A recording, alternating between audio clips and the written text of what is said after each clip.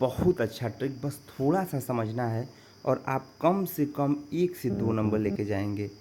अविभाव समास हमें उपसर्ग का ज्ञान दिलाता है।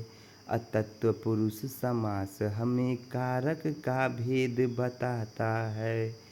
कर्मधारय समास में देखो कैसा भेद छुपा है भाई। द्वंद्व समास में देखो भैया और योजक का चिन्ह बताता है। द्विगु समास में संख्या का भेद छुपा है भाई। बहुविधि समास हमें भगवान का याद दिलाता है। समझिए, अव्ययीभाव समास उपसर्ग जहाँ पे उसके आगे वाले निकालने पर पीछे का अर्थ आता है वो अव्ययीभाव समास है। तत्पुरुष समास जब उस शब्द को तोड़ेंगे तो का, के, की, ना, ने, नी, रा, रे, री ये सब में या पर आएगा, वो तत्पुरुष समास है। कर्मधारय समास में थोड़ा कन्फ्यूजन, जब उस शब्द को तोड़ोगे ना तो कैसा आएगा, कैसा, उसको तोड़िए, देखिए कैसा, कैसा का शब्द बन रहा है ना, तो कर्मधारय समास होगा। द्वंद्व समास में हमेशा और लिखा होगा, ये जो माइनस वाला चिन्ह है योजक वाला चिन्ह दिखाई देगा। द्विगु समास में संख्या और समूह दिखाई देगा। अब बहुवृद्धि समास भगवान का याद दिलाता है। अब कर्मधारय में, अब बहुवृद्धि में थोड़ा सा कन्फ्यूजन होगा।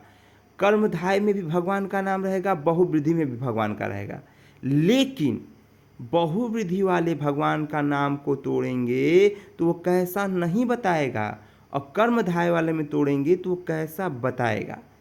एक और, जब कर्मधारय बहुवृद्धि दोनों समास दिया हो और दोनों में भगवान का नाम दिया हो तो कर्मधारय समास पे जाएंगे।